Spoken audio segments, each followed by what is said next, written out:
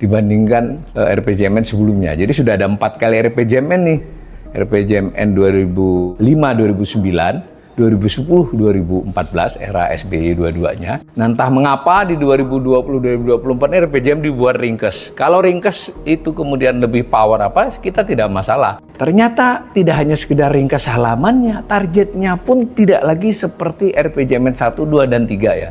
Itu tingkat kemiskinan tidak dibuat proyeksi tahun per tahun, langsung ke 2024. Ya, ini tidak menyalahi apapun, tetapi menunjukkan, wah di sini ditaruh saja kalau begini kan. Nanti kan ngelesnya gampang lah, orang nggak ada rincian tahunannya. Apa yang terjadi selama 10 tahun pemerintahan Jokowi?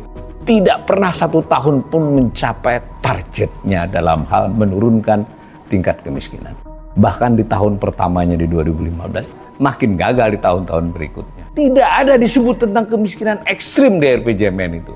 Jadi ini barang baru nih, kemiskinan ekstrim dalam perencanaan pembangunan nasional. Nah, boleh dong. Dan kami menemukan nih Bright Institute bahwa pengedepanan kemiskinan ekstrim sebagai indikator kebijakan ini sebenarnya sebuah pengakuan bahwa upaya mengatasi kemiskinan yang umum itu tidak berhasil.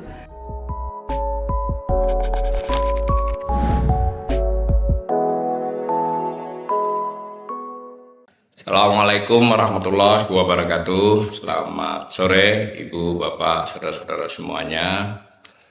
Seperti biasanya setiap hari Selasa, tapi kadang pagi, siang, dan kali ini sore, dan nampaknya mungkin untuk selanjutnya setiap Selasa sore, itu Bright Institute menyampaikan hasil kajian, baik itu kajian yang sudah selesai kami lakukan sehingga merupakan ringkasannya, ataupun yang masih ongoing ya, sehingga kami sampaikan temuan-temuan sementaranya. Kami menyampaikan kajian tentang soal kemiskinan dan kemiskinan ekstrim. Kajian kami menyimpulkan bahwa di era pemerintahan Presiden Jokowi itu bisa dikatakan gagal mengatasi kemiskinan dan kemiskinan ekstrim. Kita sudah mendengar Pak Presiden Jokowi pada tanggal 16 Agustus yang lalu di depan sidang DPR MPR ya, menyampaikan pada waktu pidato kenegaraan dan kemudian ada juga pada waktu pengantar RAPBN, jadi kenegaraan di depan DPR MPR, ketika APBN hanya di DPR, itu ada kalimat yang kebetulan ini yang saya ambilkan yang dari pemaparan di DPR, itu disebutkan dari sisi kesejahteraan, indikator kesejahteraan masyarakat juga meningkat signifikan. Kemudian saya highlight, dan tingkat kemiskinan turun tajam menjadi 9,03% di tahun 2024. Kemudian dikatakan beliau juga, angka kemiskinan ekstrim juga turun signifikan menjadi 0,83% di tahun 2024. Nah, kami Bright Institute menemukan narasi-narasi baik dari presiden maupun menterinya itu umumnya memang menggunakan penyampaian-penyampaian yang kadang hanya di tahun terakhir atau 2 tahun terakhir atau maksimal 3 tahun terakhir, sehingga kita tidak mendapatkan gambaran apakah situasinya sebenarnya benar-benar membaik atau hanya stagnan saja, atau kalaupun membaik sebetulnya tidak bisa disebut sebagai kinerja yang positif karena ya itu alamiah saja. Nah, apalagi jika kalau kita mau menilai selama 1 periode Presiden Jokowi 10 tahun ya. Ini beberapa meme saya lihat beredar, sebagiannya anonim, membandingkan tahun 2014 dengan 2024 begitu saja beberapa indikator. Itu juga tidak benar ya, karena kita harus melihat dalam 10 tahun itu bagaimana perkembangannya, dan yang penting juga di puluhan tahun sebelumnya bagaimana. Kalau misalnya suatu indikator tahun 2014 sebutlah 3, tahun 2024 4, itu kesannya wah terjadi peningkatan luar biasa. Bagaimana kalau 10 tahun sebelumnya itu dari 0 menjadi 3 atau bahkan dari negatif. Dan juga mestinya dalam kelajiman 3 jadi 4 itu 10 tahun wajar atau tidak. Kurang lebih basis itulah yang menjadi cara pandang Bright Institute untuk mengkaji persoalan kemiskinan ini ya. Jadi kita fokus tingkat atau angka kemiskinan dengan kemiskinan ekstrim. Kalau disebut tingkat atau angka itu biasanya adalah persentase. Jadi beda dengan jumlah penduduk miskin, itu menunjukkan jumlahnya absolut. Kalau disebut tingkat kemiskinan, itu biasanya dimaksud adalah persentase penduduk miskin atas jumlah total penduduk. Dalam kajian kami, pertama yang kami telisik adalah apakah selama 10 tahun Presiden Jokowi menjabat dan memerintah ini tercapai target, sasaran, proyeksi, harapannya tentang tingkat kemiskinan. Itu dulu kan. Jadi orang kan bisa diukur tidak hanya dari perubahan angka, tapi targetnya apa. Jadi sebagaimana bisnis plan sebuah perusahaan atau rencana keluarga. Jadi misalnya keluarga, saya ingin anak saya nanti bisa mencapai S3 doktor misalnya. Nanti ternyata akibat berbagai hal hanya sampai S1, bukan berarti S1 tidak baik, tetapi kan kita bisa mengatakan rencana Bapak itu terhadap anaknya tidak berhasil gitu loh dalam konteks tingkat pendidikan. Seperti itu. Nah, begitu juga saya sebagai kepala keluarga ingin memperoleh pendapatan 5 tahun lagi sekurang-kurangnya 20 juta sebulan. Nah, sekarang saya pendapatannya misalnya 5 juta. Nah, ternyata setelah 5 tahun tadi, saya dapatnya 10 juta. Ya benar mengalami peningkatan, tetapi kan tidak sesuai dengan yang saya targetkan. Nah, itu dulu ukuran pertama kita. Sebagai presiden, Jokowi ini memiliki target yang secara resmi dinyatakan. Resmi itu artinya dia di dokumen resmi, kemudian dipayungi oleh keputusan hukum.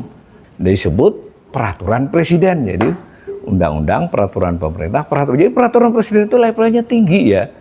Nah, peraturan presiden itu mengikat.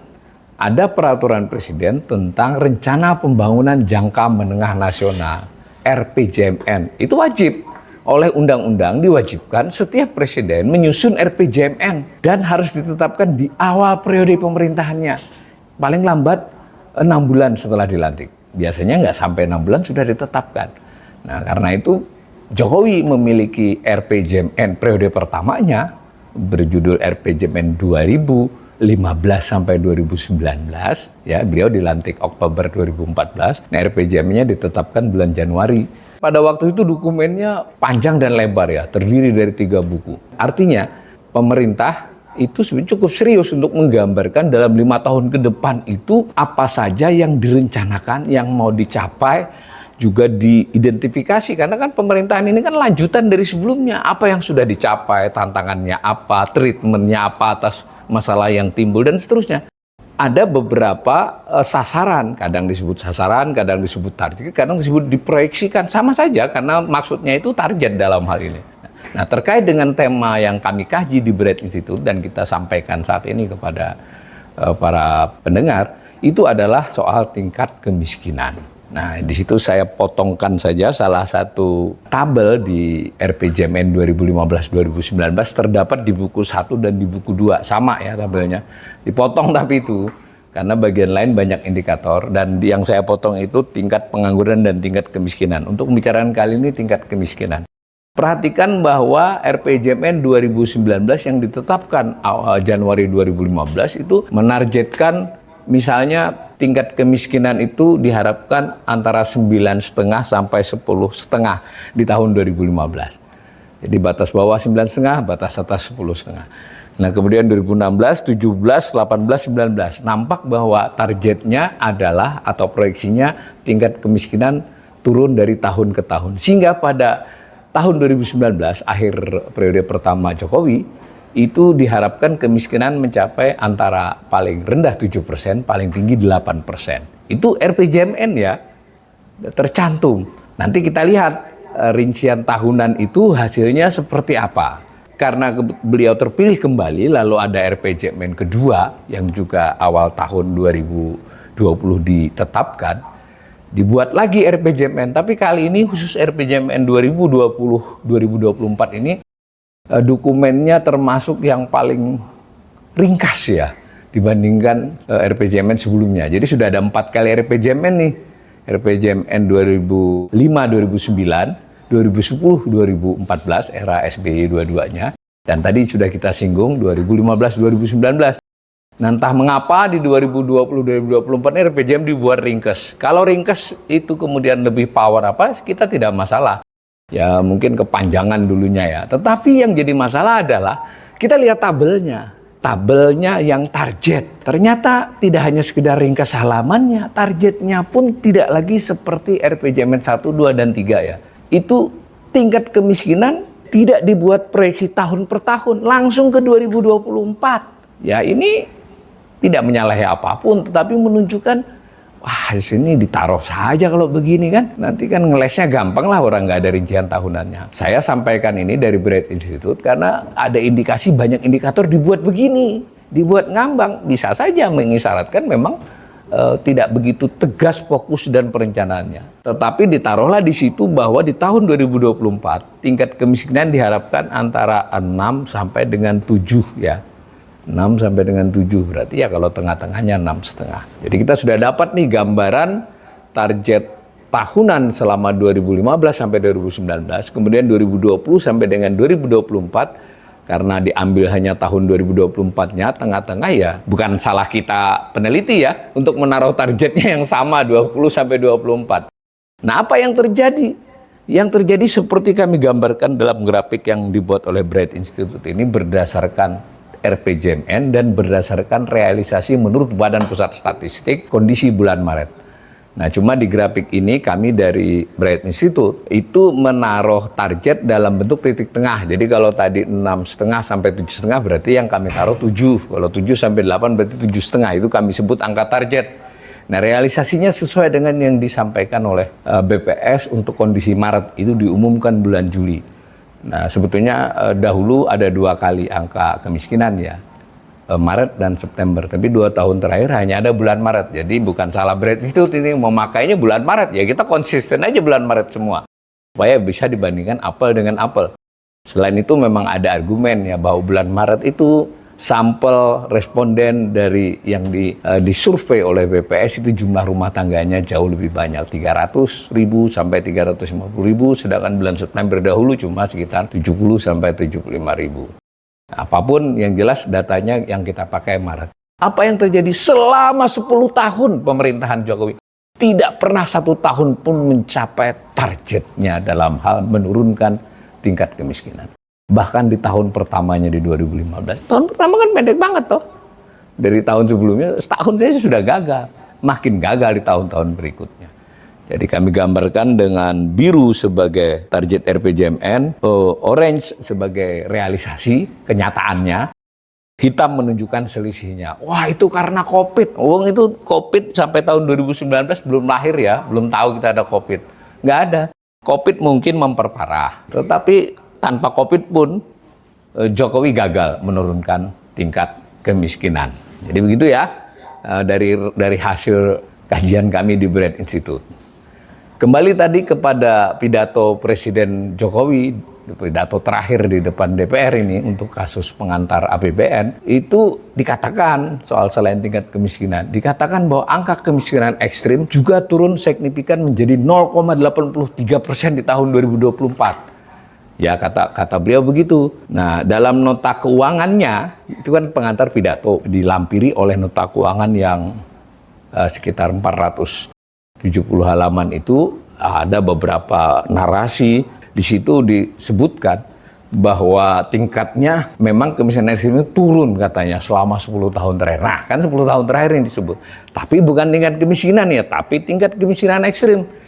Dari sebesar 6,20% pada 2014 menjadi 0,83% pada Maret 2024. Kata dokumen nota keuangan. Kalau kita setback sedikit, memang soal kemiskinan ekstrim ini diangkat oleh Presiden Jokowi pada Maret 2020 ya, pada waktu itu rapat terbatas mengenai strategi percepatan pengentasan kemiskinan, bahwa kemiskinan ekstrim ditargetkan menjadi 0% pada tahun 2024. Nah, itu berarti 4 tahun sebelumnya ya, 2020 loh. Tetapi yang penting ini adalah kita tadi sudah bisa menelisik RPJMN selama 4 biji ya, yang era SBY 2, era Jokowi 2, itu tidak ada disebut tentang kemiskinan ekstrim di RPJMN itu. Jadi ini barang baru nih, kemiskinan ekstrim dalam perencanaan pembangunan nasional. Nah boleh dong, dan kami menemukan nih Bright Institute bahwa pengedepanan kemiskinan ekstrim sebagai indikator kebijakan, ini sebenarnya sebuah pengakuan bahwa upaya mengatasi kemiskinan yang umum itu tidak berhasil. Kemiskinan ekstrim itu termasuk ya include tercakup dalam kemiskinan. Tapi di antara kemiskinan itu ada yang ekstrim, yang kerak kemiskinan atau sangat miskin gitu ya. Kita menilai bahwa bukan soal kemiskinan ekstrim itu tidak penting, tapi dia dikedepankan sedemikian rupa oleh presiden, oleh menteri-menteri terkait, dan dalam beberapa kesempatan Sri Mulyani pun menyebut ini aneh sekali kalau menurut kami di Bright Institute ketika mengalihkan topik tingkat kemiskinan menjadi kemiskinan ekstrim.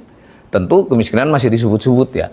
Oke lah, memang kalau memang itu menjadi salah satu prioritas, tidak hanya kemiskinannya tapi lebih khusus lagi yang paling miskin di antara yang miskin itu. Itu sayangnya data tentang tingkat kemiskinan ekstrim tidak cukup meyakinkan. Kalau untuk tidak bisa katakan tidak bisa dipercaya oleh kami Bright Institute, kami memakai istilah tidak meyakinkan. Terdapat beberapa perbedaan versi. Bahkan kalau versi itu misalnya versi Bright dengan BPS itu atau versi BPS dengan lembaga mana. Bahkan antar versi Badan Pusat Statistik sendiri. Nah kan BPS menjadi rujukan utama dari pemerintah. Ini kan bagaimana kita bisa mengukur sesuatu dengan ukurannya sendiri yang belum fix gitu loh. Nah semacam itu. Nah di RPJMN tidak ada kemiskinan ekstrim. Kapan di pidato Jokowi ada, lalu kemudian di-follow up dengan beberapa pidato Menko, kemudian juga TNP2K. TNP2K itu Tim Nasional Percepatan Penanggulangan Kemiskinan ya di bawah Wakil Presiden juga melakukan kajian yang cukup serius di sana. Jadi program serius lah kemiskinan ekstrim ini. Nah, tetapi kata-kata tingkat kemiskinan ekstrim ini sebagai target, sebagai angka itu baru dimulai di APBN 2024. Nah, penting nih ya, baru 2 tahun ini nih di APBN 2020, 21, 22, apalagi yang sebelumnya tidak menjadi sasaran dan indikator pembangunan nasional. Sasaran indikator dan pembangunan nasional selama berapa tahun terakhir ya, 6-7 tahun terakhir ini adalah tingkat kemiskinan, kemudian tingkat pengangguran, kemudian Gini rasio, lalu indeks pembangunan manusia, pelan-pelan ditambahkan nilai tukar petani, nilai tukar nelayan, semacam itulah. Ini ada kita tampilkan ini, ya. Tetapi tingkat kemiskinan yang belum ada tuh, baru di target 2024 dicantumkan.